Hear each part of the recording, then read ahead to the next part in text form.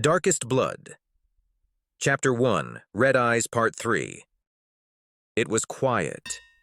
Only the resounding echoes of the blacksmith's hammer on the anvil reverberated across the courtyard, accompanied by the hushed chatter of two servant girls who were evidently avoiding their duties. Evan continued his stride until he reached the dining room. Marie had already taken her place at the noble wooden table. She rose when she noticed the half-demon. You look good. It scratches a little. Why you made yourself comfortable, I delved deeper into my research. I have to disappoint you. I've also uncovered something intriguing. The seer gazed at him with widened eyes. I spoke with Petunia. That dwarf? Yes. She has never seen the girl, neither in her dreams nor awake. That means that... That doesn't mean anything. Just because the girl hasn't appeared to her, yet doesn't mean she be spared. I think otherwise.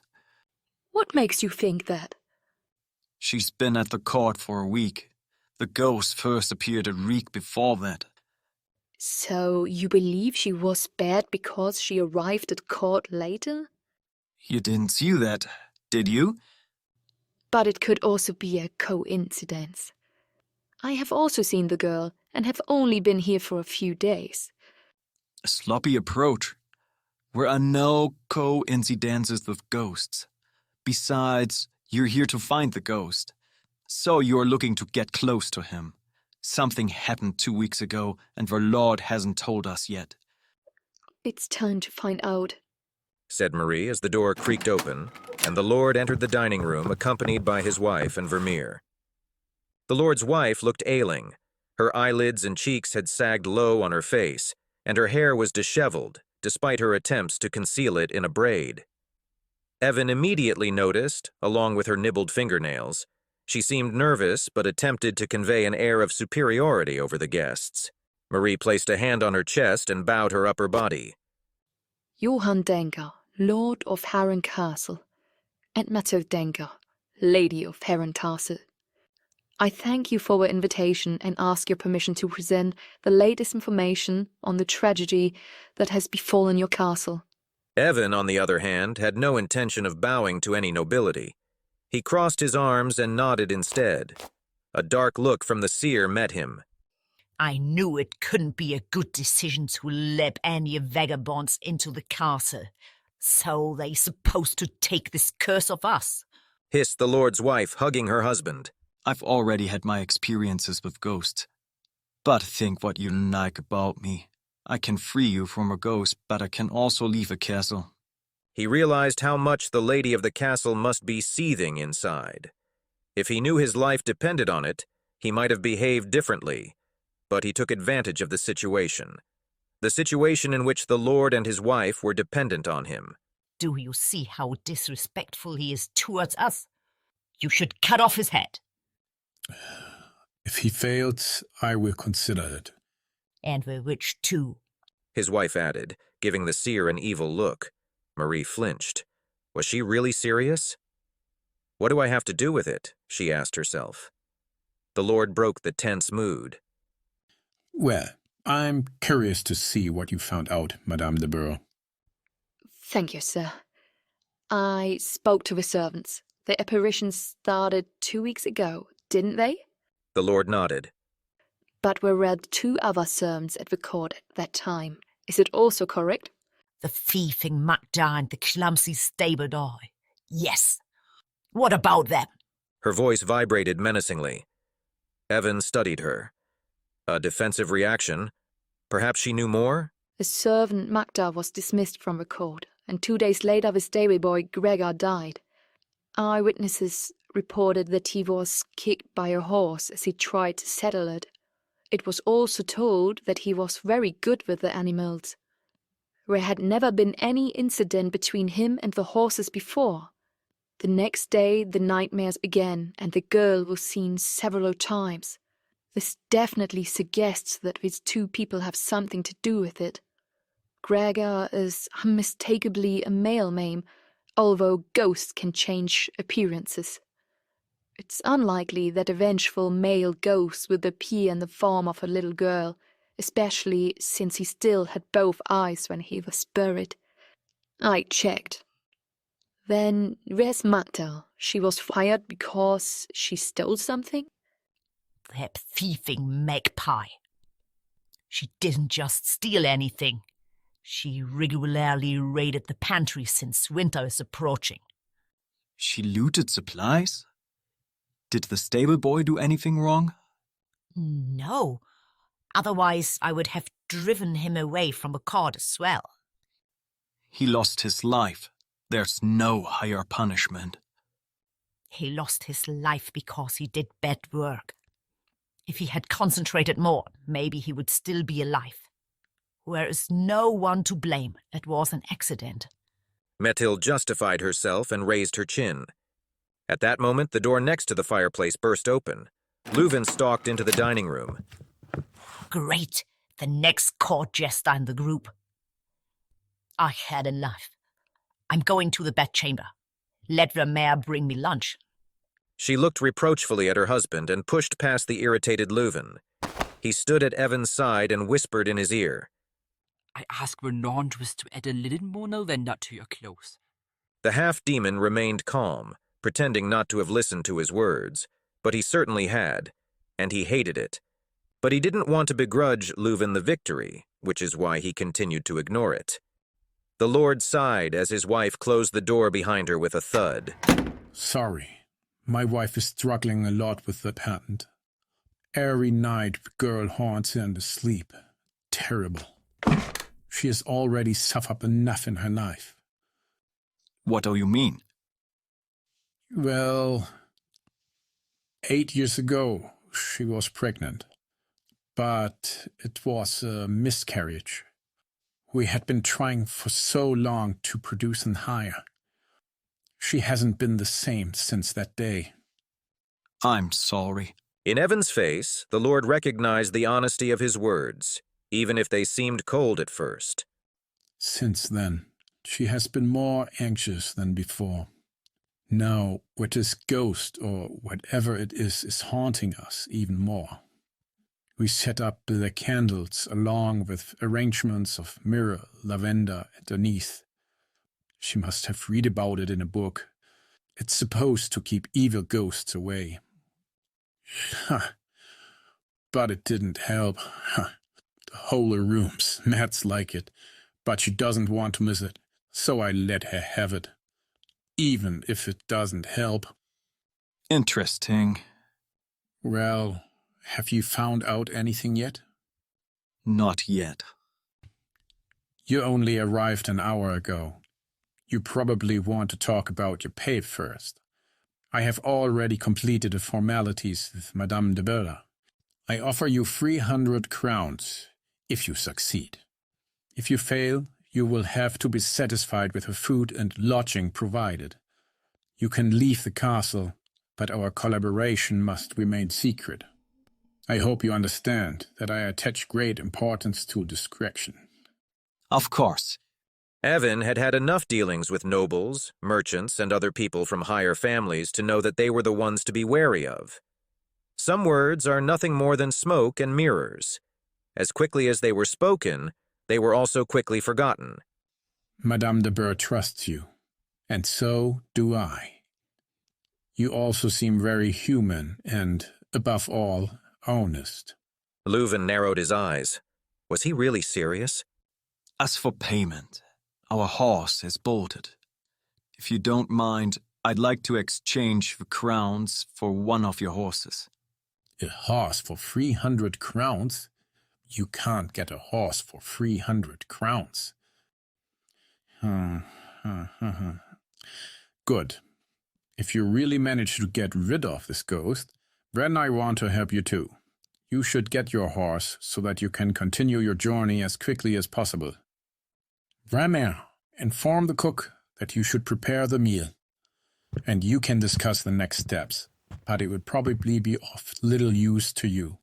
Dancker rose from his massive armchair and nodded his thanks to those present before saying goodbye. Evan looked after him suspiciously. Now don't look like that. You were able to increase our wages. Hardly. The half-demon replied, turning his gaze toward the seer. He won't let us go, right? The Lord is a man of honor. He keeps his words. But only if we are successful. I can see it in your eyes. You're not telling me something. What choice do I have? If we don't succeed, the punishment could probably be the death. I knew it. Why did you keep this from me? Because I am sure that we will be successful. So far, I have completed all my orders to the fullest satisfaction. Don't rely too much on your abilities. You can't win every fight. But at least we have a lead. Correct, the Magda. stable boy. The two looked at each other maliciously. Magda? What would a thieving servant have to do with the ghost? Why should a clumsy stable boy have anything to do with it? The stable boy. He was generally considered a rough young man. He is said to have often stayed in a village pub and approached the woman there in an incident manner. Besides, he wasn't above getting into a fight. That's all? An asshole is an asshole, and maybe he deserves to die. I can't judge. But why should his misfortune have anything to do with the ghost? Where is the connection? Very easy. He was a philanderer and daredevil. Maybe he got a woman pregnant doing one of his escapes. She had a miscarriage, and the dead child now wants revenge. Horse shit. Then the ghost would no longer be present. Besides, this is a very far-fetched story. You should make your living as a fairy tale aunt. And you? Why should it have anything to do with the servant? She still supplies. It probably has no connection to the apparition. She still supplies for Rom. I hardly think so for herself. I suspect that you used them to provide for refugees. Winter is near, and many are heading towards the capital. After supplies went out, people starved. So it stands to reason that a ghost wants revenge on the Lord. Ha! And my story is supposed to be nonsense. A little child can come up with a better story. The thick air between them was palpable. If anyone wanted to, they could probably have cut through it with a bread knife. They both gritted their teeth and looked menacingly into each other's eyes, as if they were having a competition. You're both wrong. Excuse me? It has to do with both, but for a different reason. How do you know that? I was talking to the dwarves in the laundry room. Petunia may have only recently been employed at the court. Her cousin, on the other hand, has been working here for 3 years. So what? Yes, and? Dwarves are interested in gossip. Everyone knows that. That's why they investigate every rumor. What are you getting at? In any case, you are both right and wrong at the same time. There was a connection between the two of them. Very rare couple. A couple? How can you fall in love with a man like that? That's not irrelevant. What else did you say? The night before Magda was expelled from the court by the lady, the two of them had a dispute. The stable boy is said to have been very harsh towards her. Petunia's cousin heard them arguing why she was taking out the kitchen scraps. She wasn't sure, but she thinks the stable boy hit the girl, and now guess where it all took place. In the horse stable. Correct. The case was solved by me. You haven't solved anything yet. We know what there was a connection between the two, but not yet whether or not there was a connection to a ghost.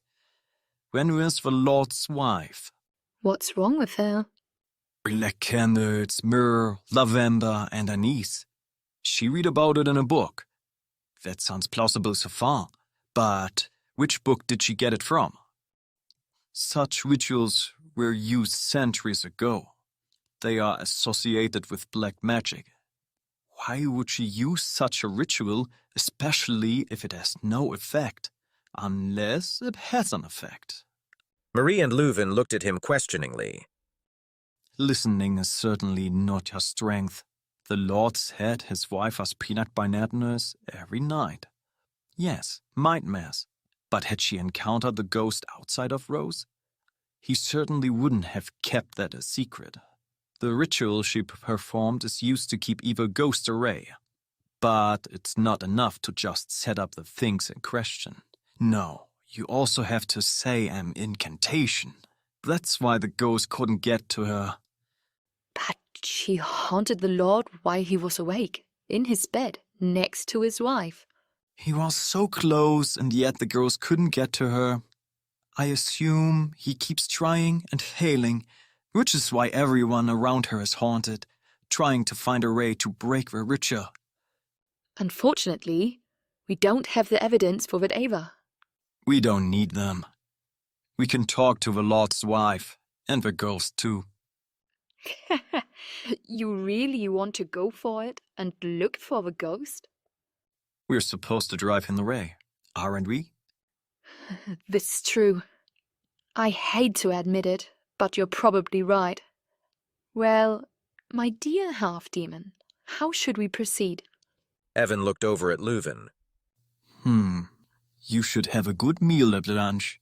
It could be your last. Startled, Leuven waved his hands in front of his body. Whoa, wait, what's the plan? We will lure the ghost. After a while, Vermeer returned to the dining room. The dinner will be ready soon. Why don't you three take a seat while I fetch the Lord and his wife? He said, while two maids waited behind him with plates and cutlery. Evan and Marie were whispering to each other. Leuven could hardly understand a word of what they were saying. But he was sure of one thing. Challenging a ghost could not bode well. In his childhood, he had heard many stories about ghosts, and it had never been successful to tempt one of them. After a while, the Lord and his wife entered the room. Lord Dancker scowled at the three of them, while her husband gave the impression that he still hadn't caught up on his sleep. The dinner was accompanied by an uncomfortable silence. Every now and then, a clearing of the throat or a smacking noise broke through the frosty atmosphere. But nobody wanted to start a conversation. Leuven looked at his plate. Half a quail, served with rosemary potatoes, red cabbage, and a hearty sauce, lay before him. He had been hungry for days, but the tense situation made his stomach cramp. The young merchant took a sip of wine from a silver goblet in front of him and looked round. The Lord helped himself to the quail, smacking his lips, while his wife strained her back and carefully cut the fowl into small pieces with her cutlery. Evan and Marie kept their eyes fixed on their meal. They ate without making a sound. Leuven picked up his cutlery. Hunger drove him to eat. He hadn't eaten so well for weeks. It was a real feast, but the food was still heavy on his stomach.